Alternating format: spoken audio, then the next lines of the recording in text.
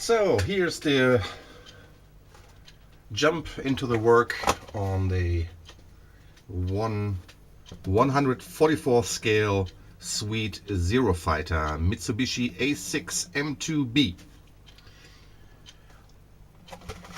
The kit, well, it says 15 euro here, but I didn't pay that. I'm quite certain about that. I know these do not come cheap usually, but these are among the nicest you get. The box art is pretty neat. There is no other information on the plane given on the box, but there's a few box arts of other products given, and so let's see what's in the box. It's building instructions,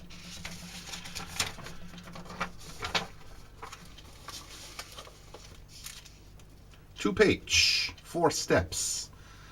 Pretty easy to understand. Well, quite obviously, on a 144 scale model kit, there are not a gazillion parts. There is a pretty nice colored painting and decaling instruction, and this should be quite helpful. Inside of the box, oh, by the way, everything on this instruction is given in Japanese, I guess.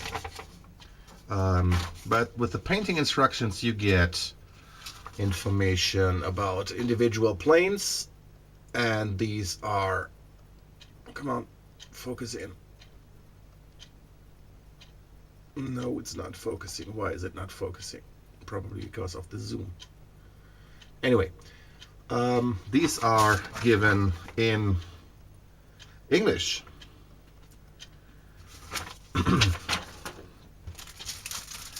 The bag inside of the box is sealed, so you have to cut it open.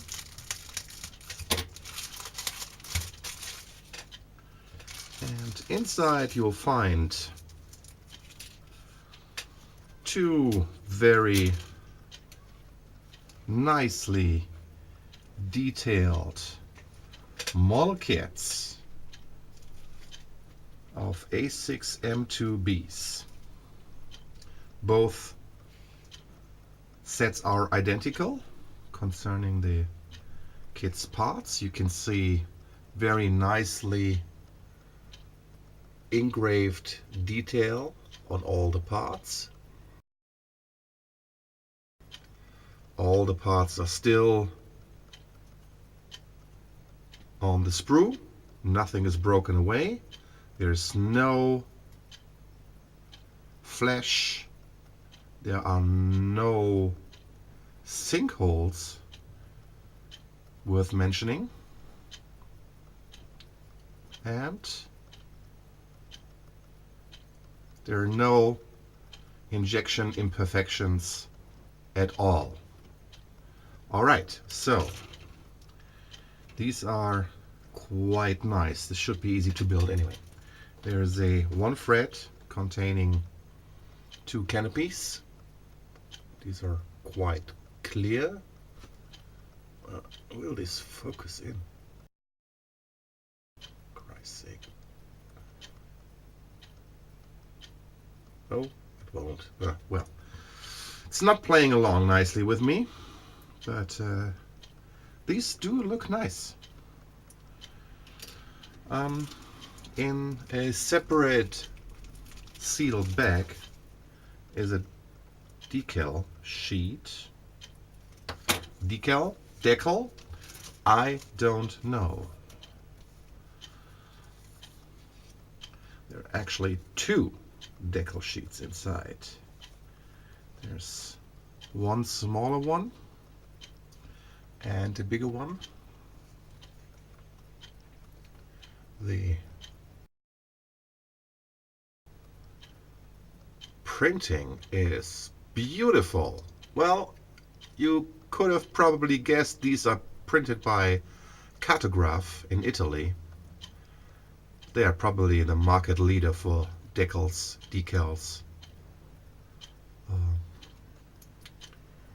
today. There's always, it's pretty much a guarantee if there's a Cartograph decal sheet inside, it's top-notch quality. All right, you can see plenty of decals here, and given the instruction sheet,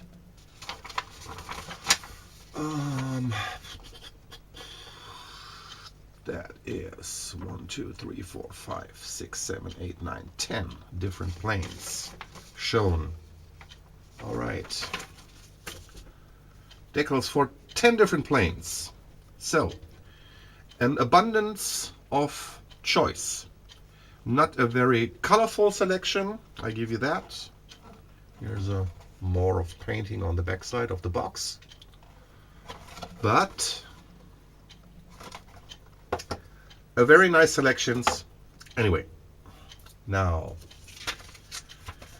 I'm putting these back where they belong for now, because this won't be needed for a while.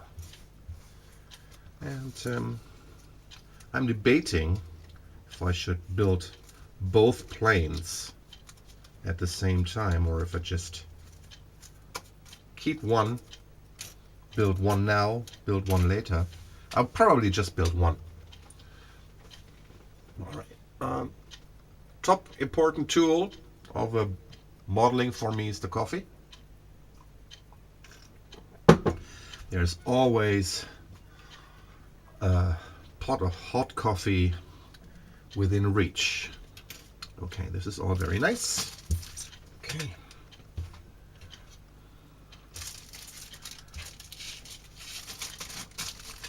There's something I do every time I start building a model. I take window cleaning agent and wash my hands. That is what I always do before I start working. And this gets the grease off the hands very nicely, dirt goes away, everything keeps you from having to clean up.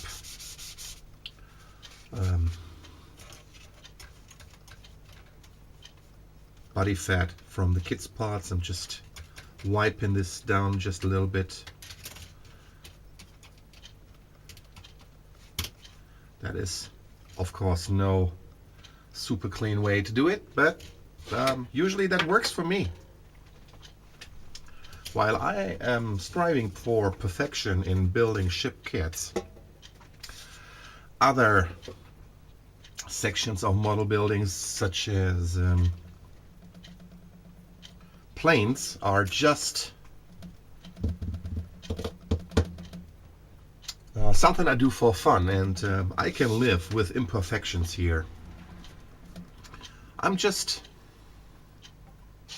seeing that there's no color reference given for the Japanese plane here. There's a Pantone color, P5783U, light greenish gray. There's probably a manufacturer for that kind of paint that would be quite helpful. Now I wonder really what the plane would be looking inside, and as I see, there is no cockpit parts given for the interior of the plane.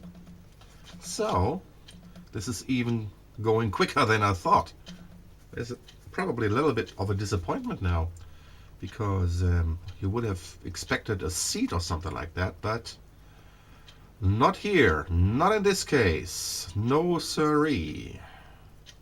Okay, but what the heck. All right, the usual tools.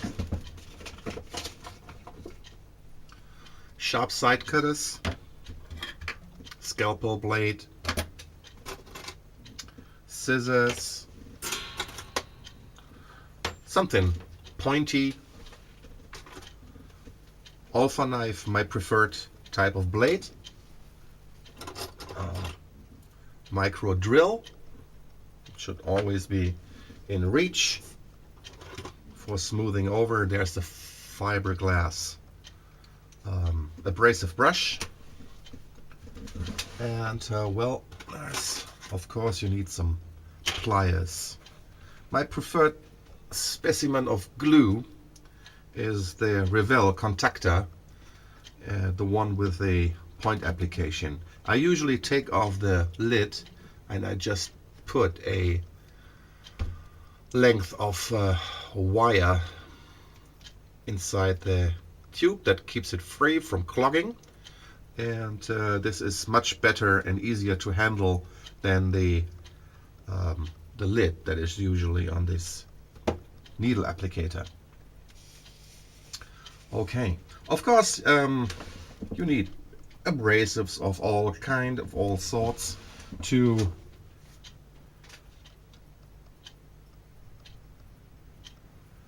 smooth over imperfections and remove mold lines and stuff like that.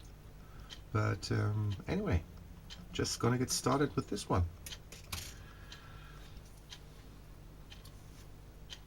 All right, I'll be building, and I'll be talking to you in a bit. Bye. Hi guys. The build of the sweet A6M2b Zero Fighter is already finished. I made a video of the building process, but due to the size of the parts and the distance of the camera to the workbench, there was nothing spectacular to see really. As well, the kit's parts fit so well together, there's hardly any work applied. I mean, this is just like glue stick and that's it. I mean, there's no big seam filling or anything. So this turned out to be a really unspectacular, uneventful build. So what I'll be showing you is a sequence of pictures I have taken during the process, because they document much better what had been going on. So this is what's been happening. The kit's parts flew together basically. Within an hour of starting, the main assembly was already finished and all the bigger parts in place. With the main assembly finished, I applied an overall black coat of Vallejo paint. This was followed by application of random spots of steel color. As you can see, the canopy frame has been painted black as well. I did that using a needle. The whole assembly then was finished with a good coat of future floor wax. I masked off the engine cowling, and then I applied an overall layer of basic paint, followed by another layer of future floor wax. The canopy was indeed not masked off, but I applied the gray paint all over and just carefully scratched away the paint from the window panels, and had a quite satisfactory result doing this, because I was just going blind trying to mask off that canopy. With the application of the second layer of future floor wax, minor scratches on the window panes did disappear. The cartograph decals went right down on that second coat of future, and they went down snugly. I had to use a little bit of setter on the wings in some places, but generally the decals went on quite nicely. To emphasize panel lines and other signs of wear and tear around the plane, I took a needle and scratched off the gray paint and the future until I could see the base of black paint shining through, and that was a very efficient method to do some weathering for that plane in this scale. After adding the propeller and a flat coat finish, the project was already done.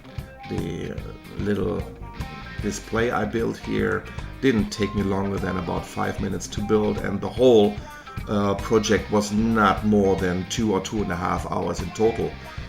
The most time went into letting layers of paint and future dry, and so within 2.5 days all the project was finished.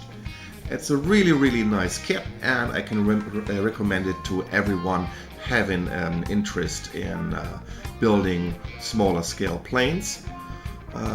If you have to pay the shelf price for the sweet kit, you might be surprised how expensive it is, but don't forget there are 2 kits in the box, and they are immensely fun to build.